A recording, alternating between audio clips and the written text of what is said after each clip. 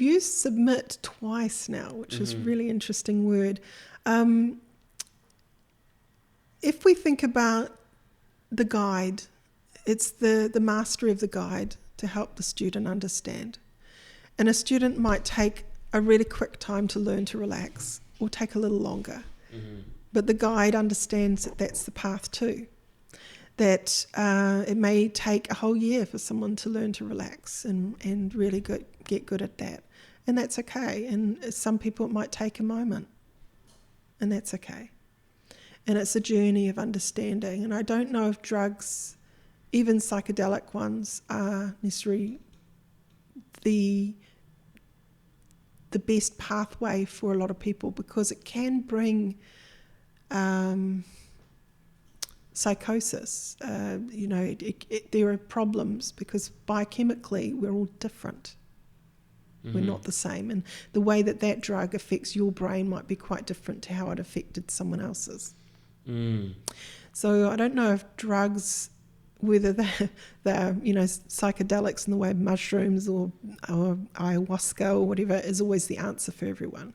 I think for some people it's been amazing because they get to see worlds or understand that very thin veil that exists and always has done, but it's not necessarily the way. And a few of my clients are going, whoa, that's like tripping, when I've done the hypnosis with them, and it's like they're on drugs.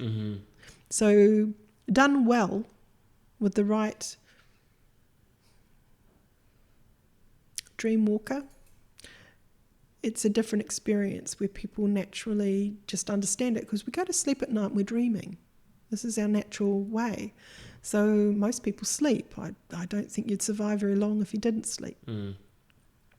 And sleep is really psychedelic. So there's a part of your brain, the pineal gland, that releases these incredible hallucinogenic chemicals that help us to dream, that connect our worlds. Now, in a way, hypnotherapy is that bit between awake and asleep. So you are in this field of potentials where time doesn't exist the way it normally does. Anything is possible. Gravity doesn't even need to exist, and we can be multidimensional. I mean, that is the truth. So it's quite neat to be able to journey someone through that. I hope that answered your question. Yeah, I think so. I think it sounds like you were saying in some cases it's not the best solution, and that maybe it's not even necessary in the first place. Yeah, I get that. I can understand what you're saying. Yeah, I think naturally we're powerful.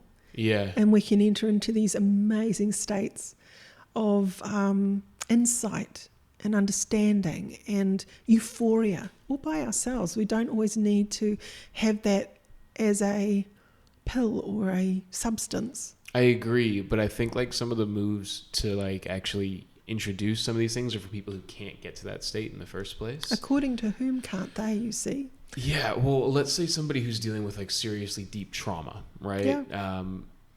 Once again, I'm not the expert in this field, but from what I hear, traditional ways of getting them to deal with that trauma don't work. And whether or not according to whom and who's dealing with it. So with the hypnotherapy, over 27 years plus, I have been dealing with people with deep trauma, and they have shifted that trauma. They have changed it in such an amazing way that their lives got back on track. They're no longer having what we call an abreaction, or a subconscious reaction that they have no control over. Have you ever had an individual who you haven't been able to get through to? Absolutely. And I think that's where... But it may not be that I'm the best personal match for that person. Sure. Doesn't mean that there isn't another person who is. Yeah, and I agree with you. But I think some people would say that maybe that way of going about dealing with the trauma as a whole does not work. So where you say you might not be the right individual, somebody could say, well, maybe just the whole profession or way of going about it doesn't work, and therefore we use other methods such as, especially with like, I think there's new studies with like MDMA therapy and ketamine as well is coming big into the forefront. I'm not too familiar with the So whole science. if we about look at the ayahuasca for a moment, Mm-hmm. and we think about the traditional way of taking it, you have someone who's a master at journeying you through that if you need that. It's not like you're left all by yourself to do it. You have a spiritual person who is going through that ceremony with you. There's chanting, there's other things, there's a process. So in a way, they become the dream walker with you, Mm-hmm. right? When we think about using psychoactive drugs and you've got the wrong dream worker, even in that could be trauma. Mm-hmm. There's danger in everything to a Mm-hmm. degree, and there's also a way through it. Just depends on who's walking through that with you. I don't think there's one magic pill or one magic way. I think there are many paths, but we need to be careful that we don't go, oh, this is the next big thing. Sure. Yeah, take this pill and it'll sort everything out. Yeah. Yeah, I totally agree. I think there's a huge part in conversation and understanding and insight that shifts people. Mm-hmm. Insight's huge. Once someone gets something, they can never unget it. And it's just like, penny drops. Mm-hmm. It's a game changer. And if you can get those people to understand that, let's say trauma, it's a moment in time, it's already been done. But on a cellular level, it feels like it hasn't been processed yet. So they're going to be triggered. It could be through smell or sight or touch or sound or whatever, through their senses. So it could be a number of those senses altogether.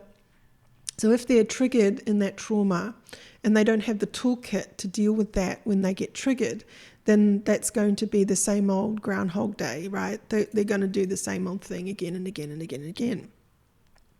A good therapist, whether they're a hypnotherapist, psychotherapist, counselor, or whatever, would need to address, so if that happens again, what would you like to do differently? I think this is a very powerful question across the board that needs to be asked. But quite often what happens is the therapists hop into this. So if it happens again, how do you think that might make you feel? Which is like, really? Mm-hmm. You're just going to reinforce their trauma again. Mm-hmm.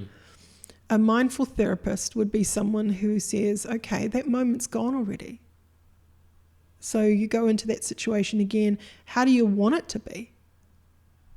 Mm-hmm. That's important. The power of the question.